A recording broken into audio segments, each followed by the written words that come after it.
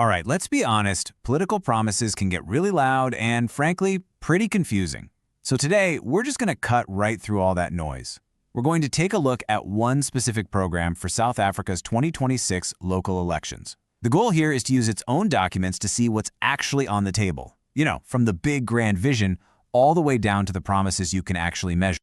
You know how every political platform seems to have that one big North Star sentence, that one line that's supposed to capture its entire ambition? Well, this is it for the program we're looking at today. Functional, safe, and prosperous for all. I mean, those three words are a pretty direct response to some of the biggest challenges communities are facing, right? And really, this sentence is the benchmark. It's what every single policy we're about to dive into should be measured against.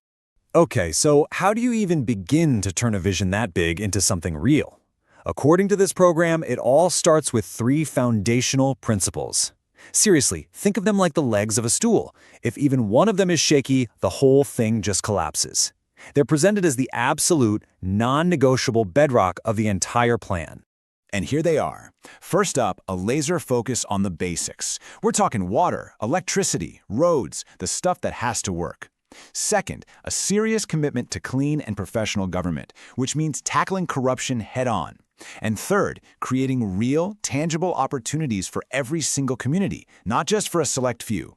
And here's the crucial part. These three ideas, they're the foundation for every single detailed proposal that we're going to see next. All right, so building on those three core principles, the program then branches out into 7 strategic pillars. This is really the moment we shift gears, you know? We're moving away from the why and diving straight into the how. This is the blueprint for turning those big ideas into an actual plan of action for local government. And this really is the most important question, isn't it? I mean, principles and pillars, they're just words on a page until you can actually picture what they look like on the ground. So how does this whole vision actually translate into changes that you or I would feel in our daily lives? So here they are, the 7 pillars. As you can see, they cover pretty much everything, from those basic services and clean government we mentioned, to the local economy, community safety, housing, the whole shebang. It's meant to be a really comprehensive approach. Now, for our purposes today, we're going to zoom in on just 2 of these areas to really get a feel for the level of detail: governance and basic services.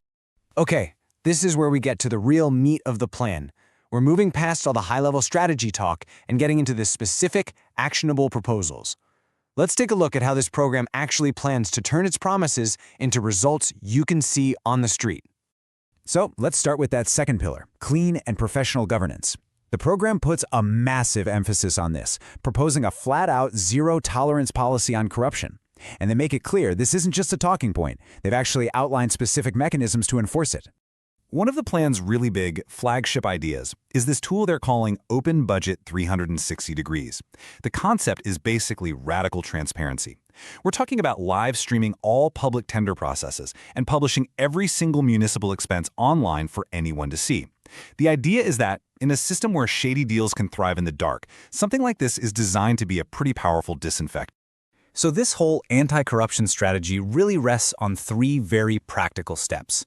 First, it's about prevention, making it mandatory for all officials to publicly declare their assets. Plus, there's a proposed ban on giving municipal contracts to family members or political partners. Then, there's accountability, requiring mandatory, independent external audits of all municipal accounts every single year, just to make sure the books are clean. Okay, now let's switch over to that other pillar we wanted to focus on: restoring basic services.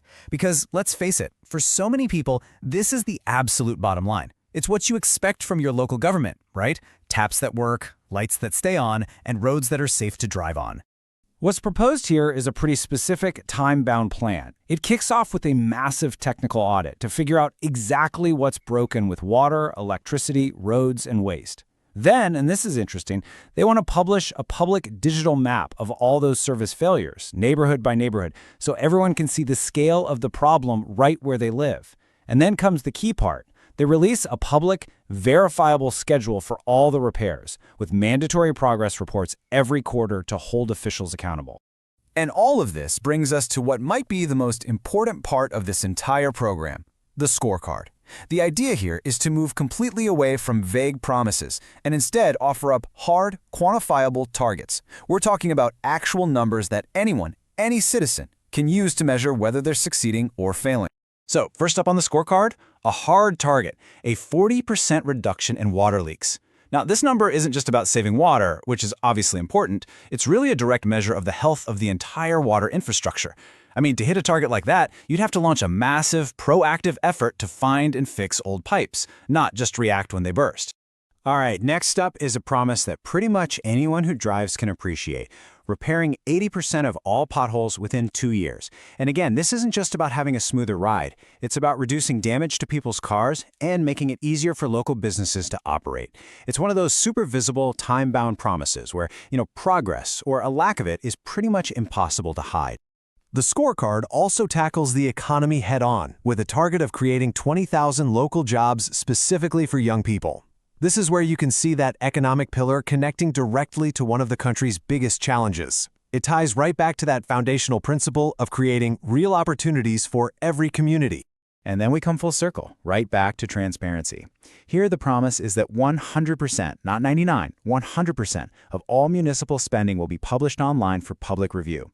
This is really the ultimate accountability metric for that open budget 360-degree idea. There's just no wiggle room, no ambiguity in a number like that.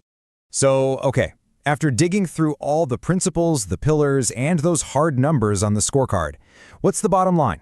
What does this all boil down to? Well, the entire program is distilled into one core commitment, a final, really simple message to voters. Governments that work, services that arrive, opportunities that change lives. These 3 short phrases, that's it. That's what's presented as the end result of all those detailed plans we just looked at. It's a promise that really boils down to 3 things: competence, delivery, and a meaningful impact on people's lives. But of course, a detailed plan is one thing. Actually making it happen is something else entirely. And that leaves us with the most critical question of all, doesn't it?